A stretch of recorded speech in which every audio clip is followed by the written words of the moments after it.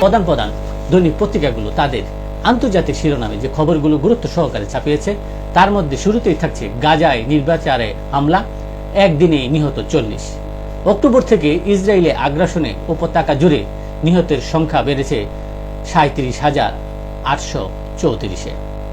ইসরায়েলকে বিপুল অস্ত্র দিয়েছে বাইডেন প্রশাসন। মার্কিন কর্মকর্তা এসব তথ্য জানান। তিনি আরো জানান 14,000 MK-84 বোমা দেয়া হয়েছে।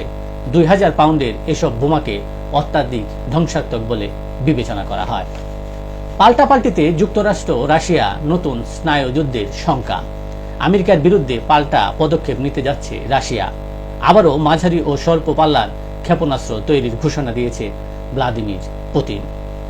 নির্বাচনের দৌড়ে ট্রাম্পকে হারাবো বলছিলেন বাইডেন।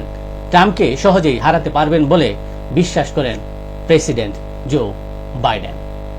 ইরানের প্রেসিডেন্ট নির্বাচন দ্বিতীয় দফায় গড়ালো। নির্বাচনে প্রার্থীদের কেউই 50% ভোট না পাওয়ায় আগামী 5 জুলাই দ্বিতীয় দফায় প্রেসিডেন্ট নির্বাচন অনুষ্ঠিত হবে। রাশিয়ার সীমান্তবর্তী গ্রামে ইউক্রেনের ড্রোন হামলায় 5 জন নিহত। শনিবার আঞ্চলিক গভর্নর এই তথ্য জানিয়েছেন। ঐক্যমত্যের কথা বললেও সংঘাত চাইছেন মোদি। স্পিকার নির্বাচন নিয়ে মাইক বন্ধ প্রসঙ্গে একথা বলেন সোনিয়া গান্ধী। যুক্তরাজ্যের আসন্ন নির্বাচনের প্রচারের শেষ সপ্তাহে ব্যস্ত সুনাক ও স্টারমার।